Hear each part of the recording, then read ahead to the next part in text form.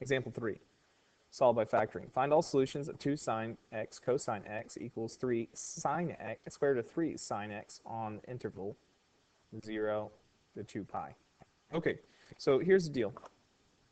You're not allowed to just divide by a trig function to cancel out. I wish I could just say, hey, let's divide by sine and sine. But that doesn't exactly work. It's kind of tricky, but it doesn't. So what we're going to actually do is move these over. And I'm going to do that just by subtracting this. So I'll have 2 sine x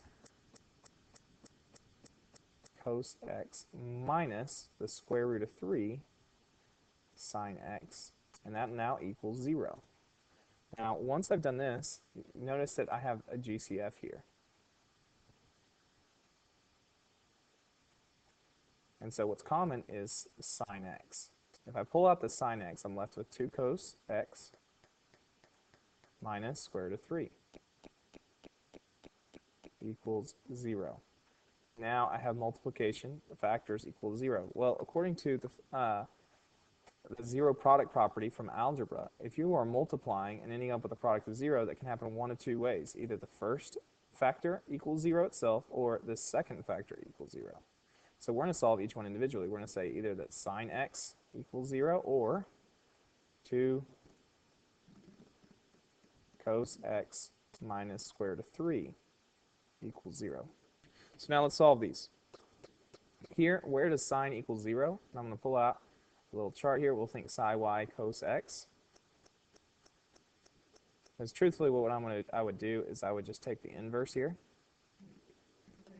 And you would type this in the calculator if you so desired, but I'd rather, you can do that on your own. I would rather show you what the value is using the x and y. Okay, sine is y. We want to know where the inverse of sine equals 0.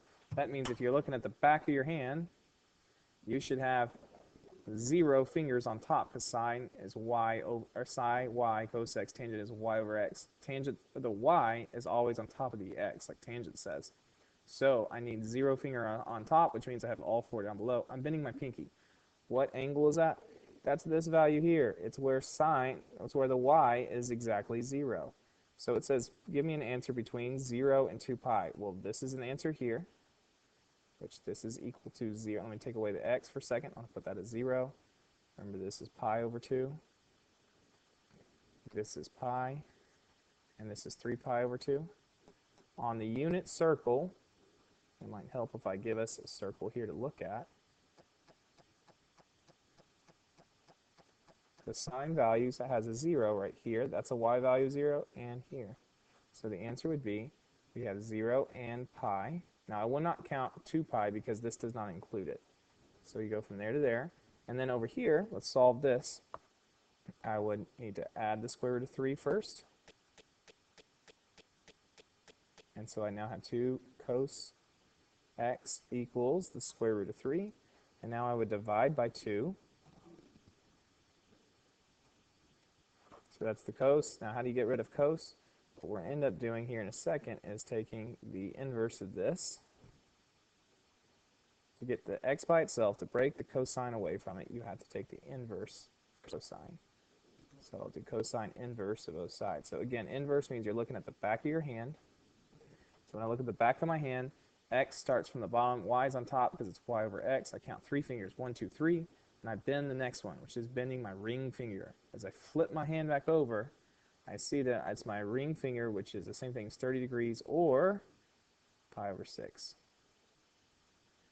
So this spot at pi over 6 is also going to be an answer from cosine. So I'll do this one in green. So these are the sine's answers in blue.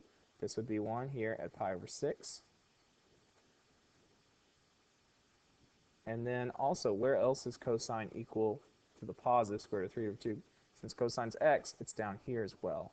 So you would have this value in addition. The left side, you'd have negative x's. So cosine would be negative. I don't want that one. Now, what's this value? If you're not taking negatives into account, you're going around this way. Since it's a pi over 6, that's almost 2 pi. So what's just short of 2 pi? 2 pi would be like 12 pi over 6. It's 11 pi over 6. That's my other answer. So I'd have here 11 pi over 6. So here I have 4 answers. I would have x equals 0, pi over 6, and 11 pi over 6. If I graph these and I compare where the graphs cross each other, you would see, I'm just showing you a second technique of how to do this, 2 trig sine x times cosine x. Whoops, I don't want that, I want this. And I want to set that equal to the square root of 3,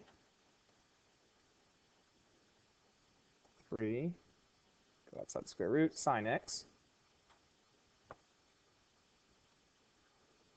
And I'm only looking in the x values. I'm looking from 0 to 2 pi, so I'll put here.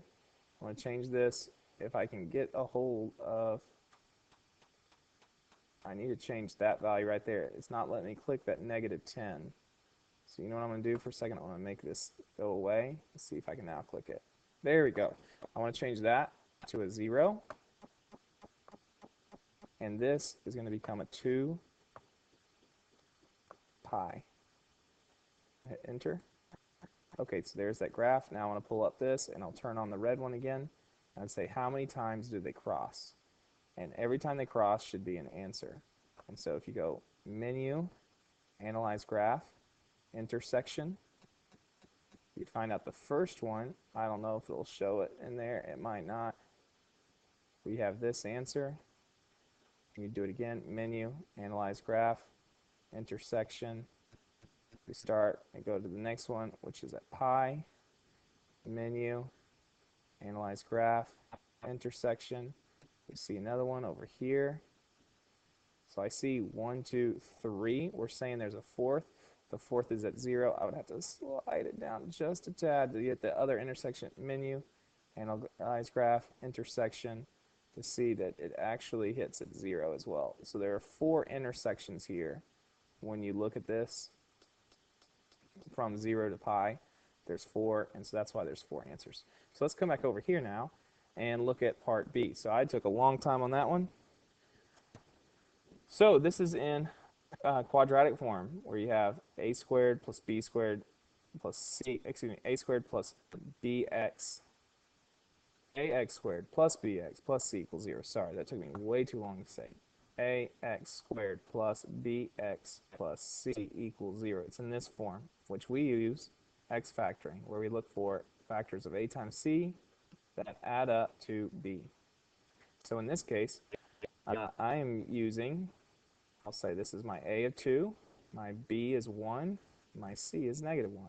So I'll do x method, a times c is negative 2, and b value is 1. What are factors of negative 2 that add to 1? 2 and negative 1. 2 minus 1 is 1. 2 times negative 1 is negative 2. So this means when you break this power, remember we always break that.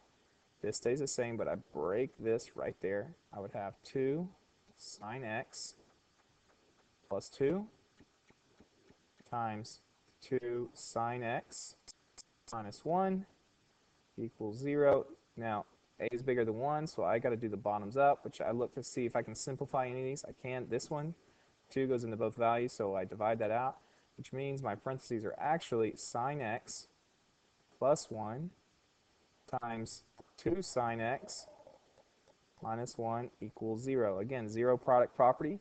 If these two parentheses are multiplying, giving you a product of 0, either this equals 0 or this one does. So I have here sine x plus 1 equals 0, or 2 sine x minus 1 equals 0. And the parentheses should be around the x right there. I don't want us to get thrown off by the values. So you'd have those there, but it's just kind of hard to see. So let me take them away.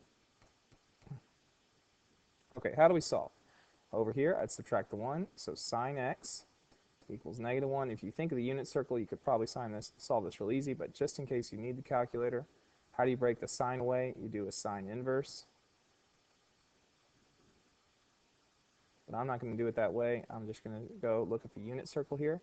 I'll draw a quick unit circle. So when I go here, I want to know sine is y. That's my y-axis. I want to know where the y equals -1. So where does my y equal -1? Answer is down here. And that value, that's when sine is equal to -1. That is at 3 pi over 2. So that's one answer, 3 pi over 2. There's no other place that the y is -1.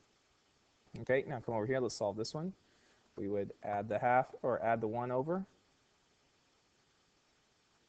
And so now I have that 2 sine x equals 1, and you would divide by 2. And we now know that we're looking for where sine x equals a half.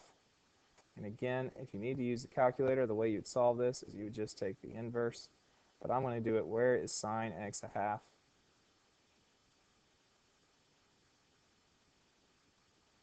And so x would equal, if you use a calculator, this is what you're typing in, but I don't want to do it that way. Where is y a half?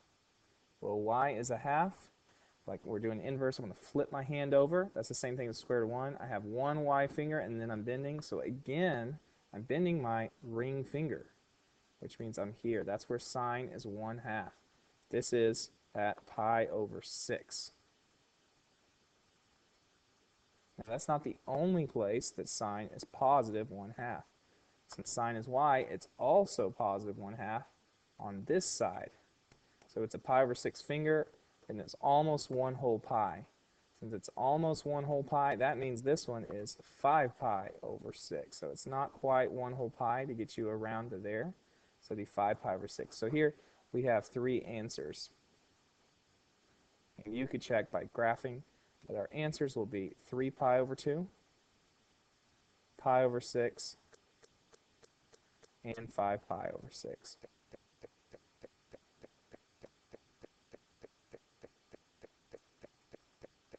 Now I got one for you to try.